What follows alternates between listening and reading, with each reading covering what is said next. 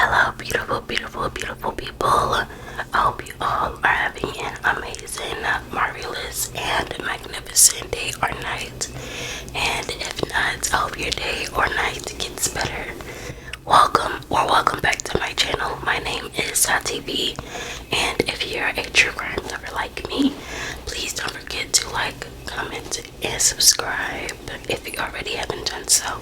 I do post true crime videos, reading my true crime book every week, once or twice a week, in ASMR. So if you're wondering why I'm whispering, that is why. This is an ASMR channel. Before we get started, I just want to share with you all that I do have a podcast on Spotify. It's called Talk True Crime to Me. It is obviously a true crime podcast, and I am in my regular voice. So please don't forget to check that out. I will leave it on the screen and in the description box below. Shout out my first comment winner, Becca Robinson. Thank you so much for being the first comment winner, girl. And shout out to you all the way from Norway. But if any of you guys would like to be the first comment winner in one of my future videos, just comment down below, being the first one to comment. You can be featured in one of my future uploads.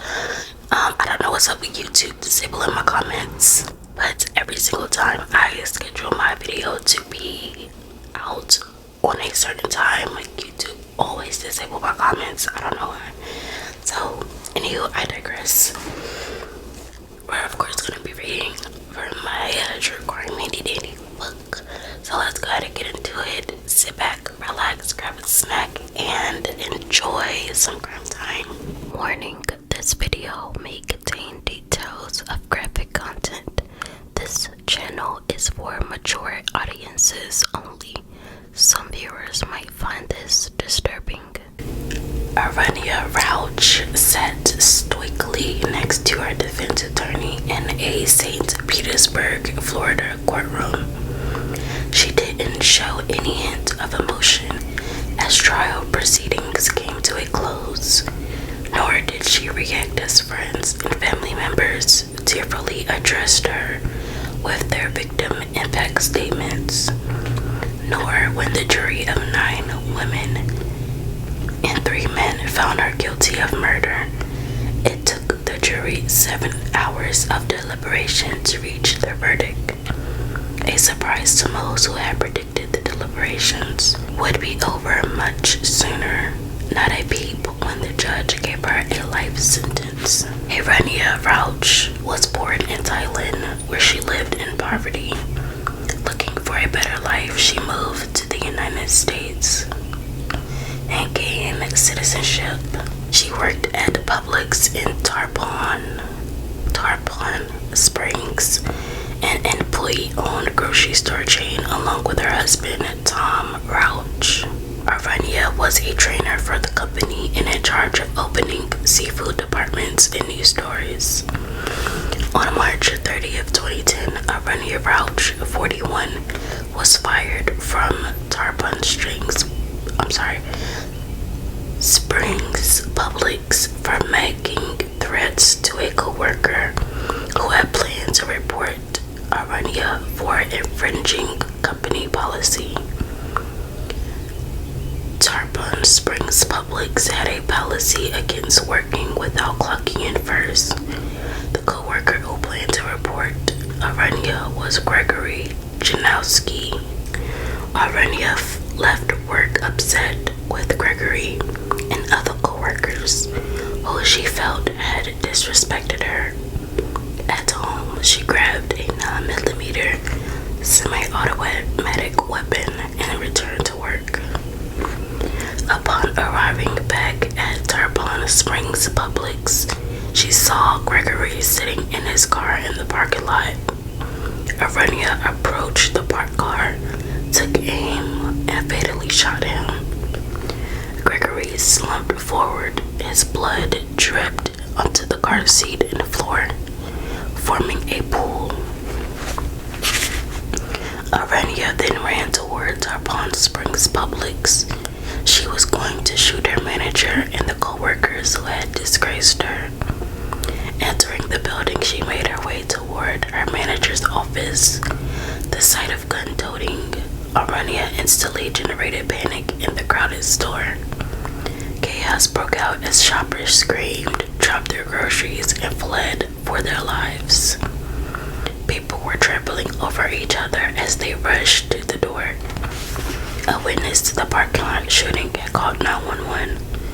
As the Tarpon Springs Police Department was just a block away from Tarpon Springs Publix.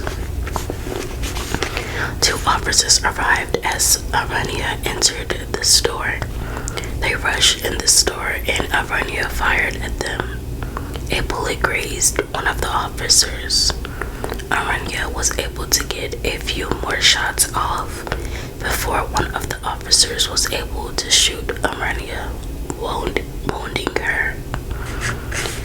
Police took Arunya to Bayfront Medical Center for treatment.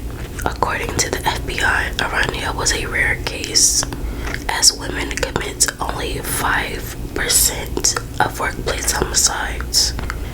Experts in workplace violence say that part of the reason for this low number is that women, unlike men, tend to not act violently in the workplace unless all other options fail.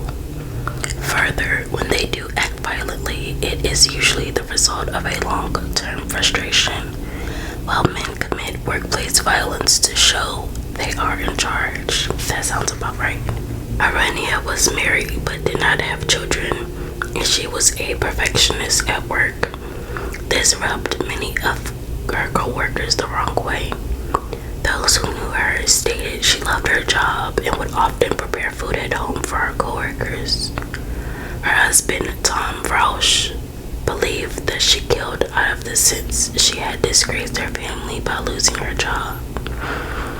During Arunya's trial, her husband testified she had experienced chronic bullying by some of her co-workers and that management of Tarpon Springs Publix hadn't done anything to stop this. In his emotional testimony, Tom Rouch stated that his wife had been treated, quote, like an animal, end quote, at work. He further stated that Gregory was the main culprit in the bullying and that in one incident, Gregory and other co-workers had locked Arunya in a seafood freezer. I don't know if I believe that one. I mean, not saying that, like, since he was the victim, he's innocent, but I don't know, maybe that was true. But I don't see no grown person locking someone in the freezer. I mean, maybe that happens. Arunya had no history of mental illness and was found guilty of one of counts of first-degree murder, 2 counts of attempted first-degree murder, and 2 counts of aggravated assault. And by the way, even if that did happen, that doesn't mean you can go and take someone else's life. That's not right. Those who harass others do so because it gives them a sense of power. They pick a victim they feel is vulnerable, an easy target. When a target like Arunya reaches their breaking point, they may strike back in unexpectedly deadly ways. That was the ending of the first story, so let's go ahead and get into our next story. In a 1992 college essay, Ryan Nichols wrote, quote, "If violence can be a righteous tool for the white man, then surely it can be used as a righteous tool for the black man. If violence can be used to murder defenseless women and children in South Africa and Vietnam, then surely it can be used to defend the human rights of dark-skinned people all over the world," end quote. He believed the white race had set out to eliminate black people by incarcerating black males to prevent them from breeding. March 11, 2005. Brian backed up these words with actions by going on a brazen killing spree, targeting the American justice system. Whoa. Born December 10th, 1971, Brian Gene Nichols was raised in Baltimore, Maryland. Baltimore, Maryland, that's where I was born at, and I lived there for a little bit of my life. By middle-class parents, he attended the University of Pennsylvania, where he played football and earned a reputation as someone not to mess with on or off the field. At 6'1" and 210 pounds, he was quite skilled in martial arts. He frequently got into trouble and was arrested multiple times while at university. In 1990 alone, he was arrested for making terroristic threats, disorderly conduct, and harassment, and assault regarding an incident in the university's dining hall. During his arraignment, Brian pleaded guilty to disorderly conduct and harassment, and the remaining charges were dropped. In 1995, deciding that school was not for him, Brian quit and moved to Georgia. He worked a series of jobs, including Hewlett Packard, Unix Systems, and UPS, where he worked as a computer engineer and earned a six-figure income.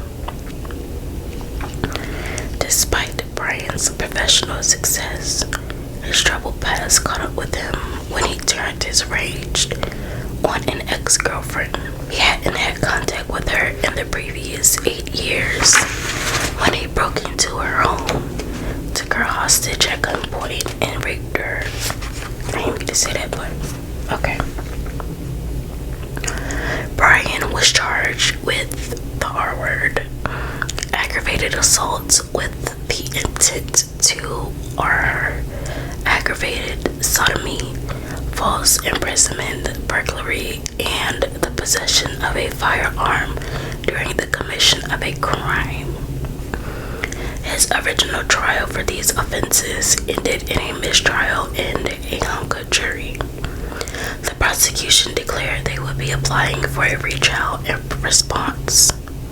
Brian announced to the crowded courtroom, quote, "I'm not going to go lying down," end quote. The retrial was scheduled for March 11th, 2005, until Brian remained in custody. He backed up his announcement to the court, with those close to him warning authorities that he would attempt an escape. Brian would receive life in prison. On the morning of his retrial, Sheriff's Deputy Cynthia Hall, a petite 51-year-old woman, rode with Brian to the courthouse in the Sheriff's Department's bus. Cynthia was familiar with Brian as she was frequently assigned to guard him. When the bus arrived at the courthouse, Cynthia escorted Brian to a holding cell in the courthouse so he could change clothes in preparation for his trial. Uh-oh. It's about to get crazy. During this process, Cynthia made 2 costly mistakes. 1, she didn't accept any assistance in transferring Brian. And 2, she didn't put leg shackles on Brian, which was standard practice. When they reached the holding cell, Cynthia removed Brian's handcuffs so he could change clothes. As soon as his hands were free, Brian struck Cynthia hard in the face, so hard she was lifted off the cement floor. Brian viciously attacked Cynthia and shoved her into the holding cell. He removed her gun magazine, and radio from her plummeted body. He also took her keys and used them to secure Cynthia in the cell. Then he changed into his civilian clothes and used the keys to unlock a lockbox, from which he took a Beretta 40 caliber semi-automatic pistol. The judge from Brian's first trial, Judge Rowland W. Barnes, would oversee the retrial as well. He was also Brian's next target. Oh God. While searching for Judge Barnes' chambers, Brian came across case managers Susan Christie, Gina Clark Thomas, and attorney David Allman. Brian ordered them to the floor at gunpoint and demanded to know where Judge Barnes was located. While he was interrogating his captives, the court's bailiff, Sergeant Grantley White, entered the room and attempted to disarm him. Brian pointed his gun at his captives and cautioned Sergeant White, quote, "Don't do anything, Sarge. I've got nothing to lose," end quote. Brian persuaded Sergeant White to drop his gun and ordered him to handcuff the 3 captives. What? Okay. Alright, I'm not in a situation, so I can't say what I would do, so let me move on. Brian did not realize that Sergeant White had pushed an emergency button on his radio. However, when security responded on White's radio, Brian grabbed it, impersonating Sergeant White, told the caller their assistance was not needed, and had pressed the emergency button by accident. Brian ordered his captives into a bathroom and continued his search of Judge Barnes. Judge Barnes was in courtroom A8F presiding over a civil trial. He did not see Brian standing in the doorway behind him. Brian had a clear, unobstructed view of Judge Barnes' back. Brian took his time to check the courtroom for the assistant district attorneys involved in his retrial, but they were nowhere to be seen. As it was a civil trial, the only court officials there were Judge Barnes and court reporter Julie Brandau. Brian shot Judge Barnes in the back of the head and then shot Julie. He then went to the courtroom where his retrial was to be held and searched the witness waiting room. He was looking for his ex-girlfriend, the one who he had beaten and arred. Fortunately, the room was empty. Brian ran out of the courthouse through an emergency exit. A security officer, Sergeant Teasley, was just reporting to work when he encountered Brian making his escape. Oh my God. Brian shot Sergeant Teasley twice in the abdomen and ran off. Judge Barnes, Julie, and Sergeant Teasley all died on arrival at Grady Memorial Hospital. Brian ran to a parking garage outside the courtroom. He carjacked a 2002 Mazda Tribute belonging to a sheriff deputy who had just arrived for work. Larry McCrary, who worked in the juvenile court, happened to witness the carjacking and parked his car on the exit ramp so Brian would not be able to drive out. He then went to an upper level of the parking garage to flag down any officers who might be in the area. When Brian realized the parking garage exit was blocked, he calmly got out of the car and walked out instead. He spotted a tow truck parked on the side of the street and carjacked it, and has rushed to drive off in the tow truck. However, he drove the wrong way down a one-way street and was forced to enter another parking garage. Brian abandoned the tow truck and carjacked a 2004 Mercury Sable. Unlike the previous carjackings where he had forced the victim out of the car, Brian made the driver, Almeida Kilgo, move over to the passenger seat. Almeida complied, and Brian drove a few miles before pulling over in a secluded area. He ordered Almeida to get in the trunk. However, she was able to escape when Brian noticed some other people in the area and got distracted, thank God. Brian took off in Almeida's car, leaving her behind. Brian car-checked 2 additional cars in his efforts to flee. One of the drivers was hit over the head with a gun and required stitches. On March 12th, the Duluth Police Department received a call from a woman who was being held hostage by Brian in her apartment. The woman, Ashley Smith, had been able to gain Brian's trust, allowing her to get away long enough to call the police. When the police arrived at Ashley's apartment, Brian surrendered. On May 5th, 2005, a Fulton County grand jury indicted Nichols on 54 counts, including murder, felony murder, kidnapping, armed robbery, aggravated assault, aggravated battery, theft, carjacking, and escape from authorities. The district attorney sought the death penalty, while Brian's attorney argued for leniency due to his client's mental health. Here we go.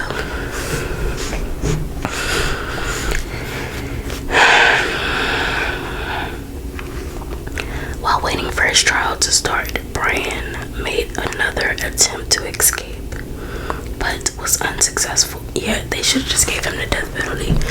I don't believe in the death penalty, but go ahead and put him down. If he just gonna keep trying to escape, like, just go ahead and put him down. His trial was held on September 22nd, 2008 in the Atlanta Municipal Court and concluded on December 23rd, 2008, where he was sentenced to multiple life sentences.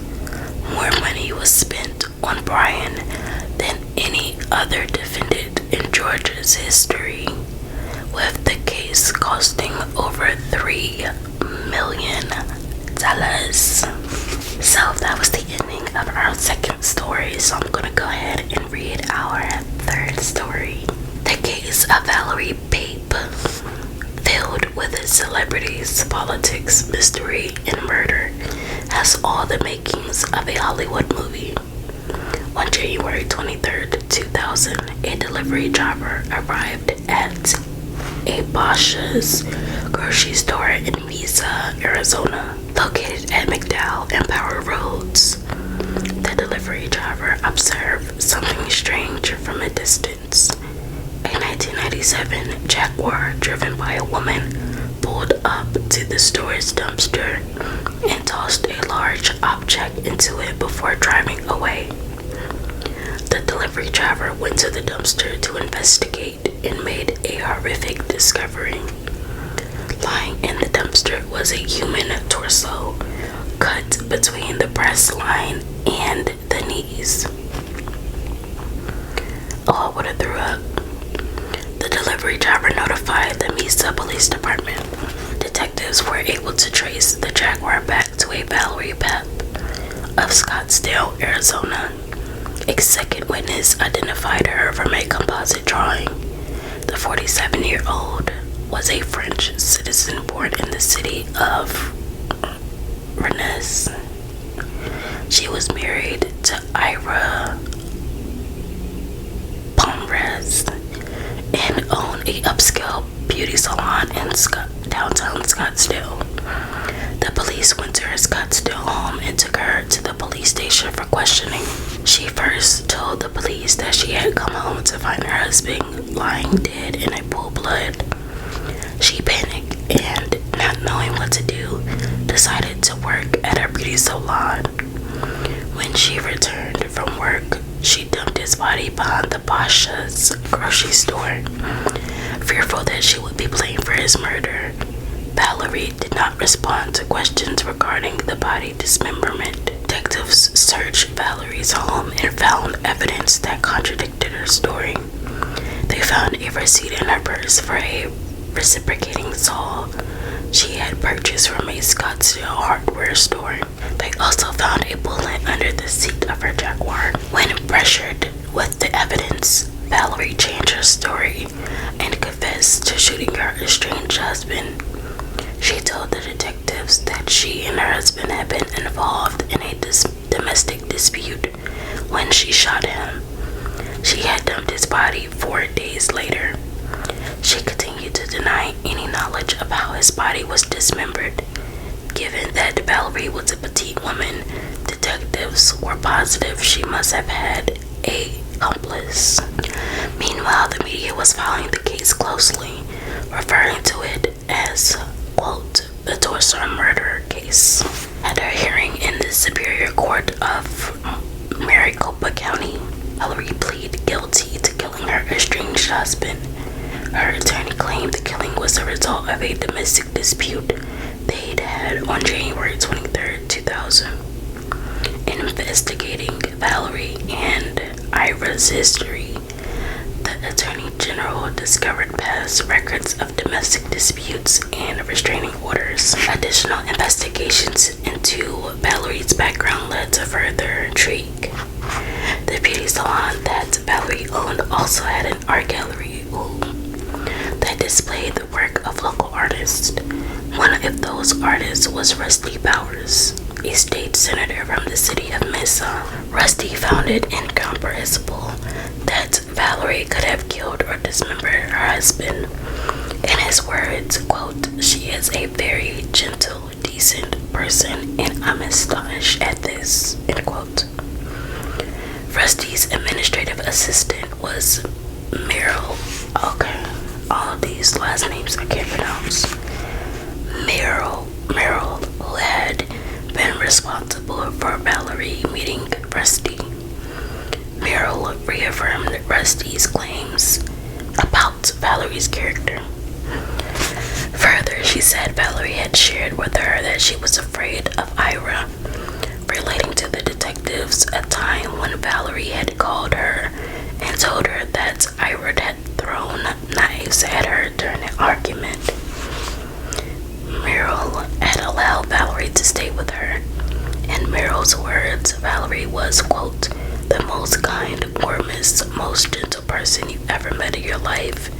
She was naive and trusting, end quote.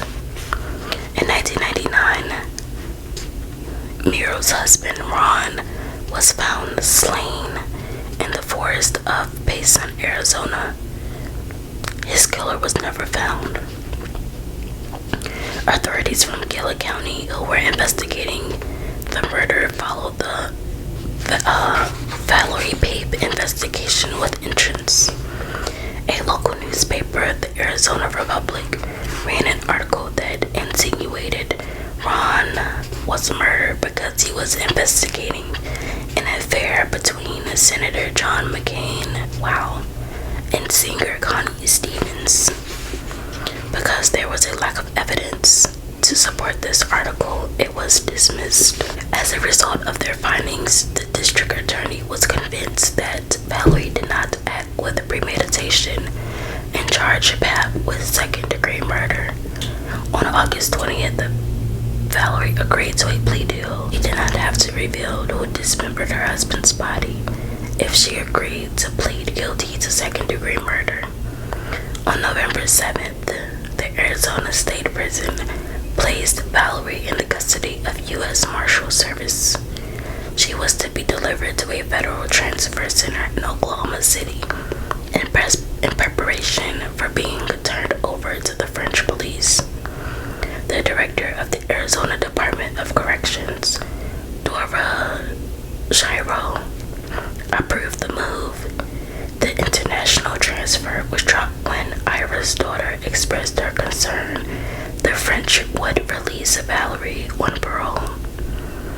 Subsequently, Valerie was sentenced to 16 years without parole in an Arizona prison. So thank you all so much for watching the video. I hope you guys guys have a great day, and I'll see you guys in my next video. Please don't forget to like, comment, and subscribe, and